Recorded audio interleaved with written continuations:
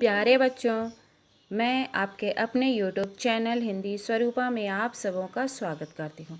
आज हम लोग इस वीडियो के माध्यम से चांद से थोड़ी सी गप्पें पढ़ेंगे। चांद से थोड़ी सी गप्पें आपके पाठ्यपुस्तक वसंत के पाठ 4 में संकलित है। इस पाठ में 10-11 साल की एक छोटी सी बच्ची चांद से गप्पें लड़ा रही है। वैसे भी चांद से गप्पे लड़ाने की हमारे यहाँ की बहुत ही पुरानी रिवाज है। छोटे बच्चे चांद से गप्पें करते हैं, जैसे चंदा मामा निकले हुए हैं आकाश में, बच्चे छोटे हैं, बाहर बैठे हैं, बस बच्चे शुरू हो जाते हैं चंदा मामा दूर के पुए पकावे गुड़ के, या फिर चंदा मामा चले पकाने अपने लिए पकौड़ा, इस तरह की। तो छोटे छोटे बच्चे अपने चंदा मामा से बातें करते हैं। उसी तरह इस पाठ में भी एक छोटी सी बच्ची जो मात्र 10 से 11 वर्ष की रही होगी, चांद से गप्पे लड़ा रही है। चांद आकाश में नज़र आ रहे हैं और छोटी सी बच्ची एक बेंच में बैठी है।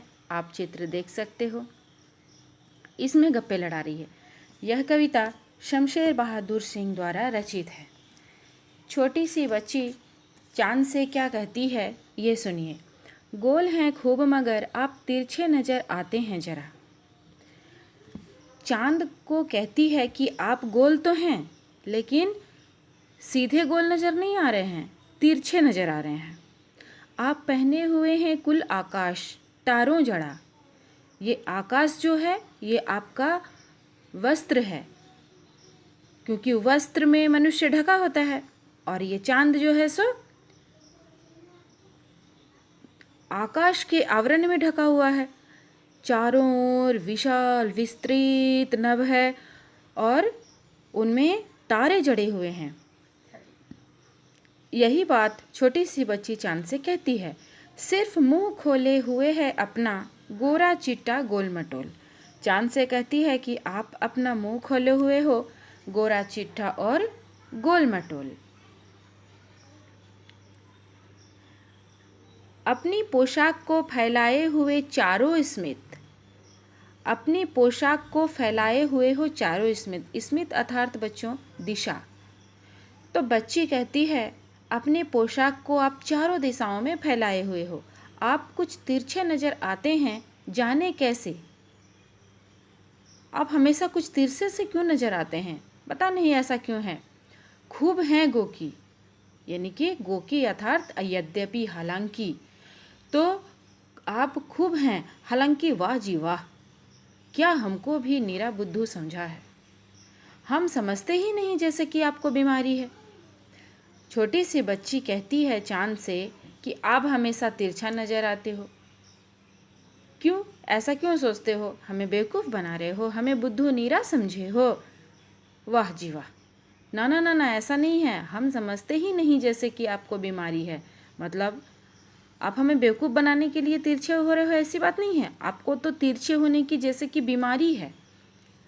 आप घटते हो, आप बढ़ते ही चले जाते हैं, और बढ़ते हैं तो बस यानी कि बढ़ते ही चले जाते हैं। मतलब जब आप घटना शुरू होते हो, आज आधी, फिर कल थोड़ी और कम, थोड़ी और कम होते होते आप बिल्कुल पतले से हो जाते हो, फिर आप गायब हो जाते हो, गुम हो जाते हो।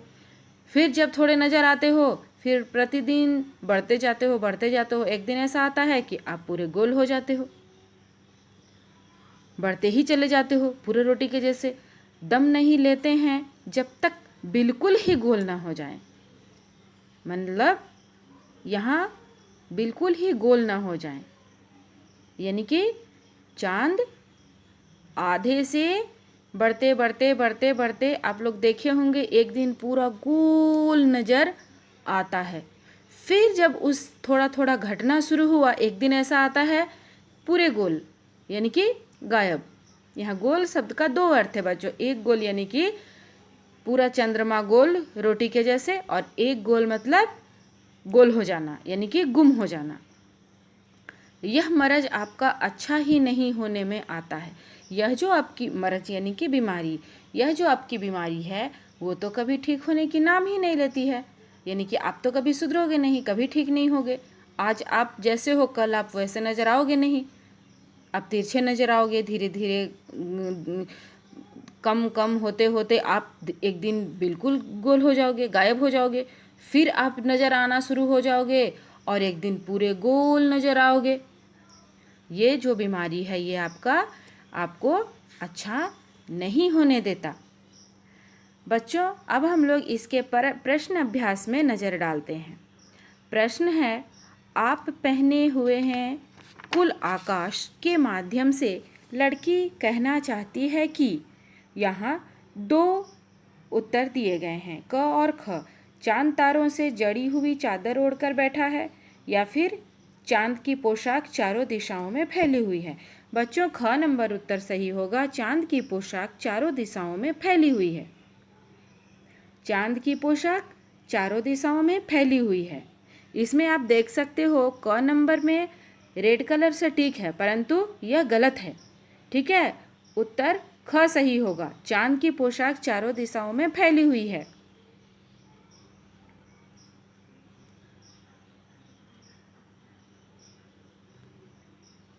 अब बच्चों नंबर 2 में है, कवि ने चांद से गप्पें किस दिन लगाई होंगी। इस कविता में आई बातों की मदद से अनुमान लगाओ और उसका कारण भी बताओ।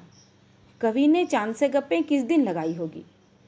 आपने तो पढ़ा कि अभी एक छोटी सी बच्ची गप्पे लगा रही है, तो कवि ने लिखा है, यानी कि कवि के मन का ये अनुमान है।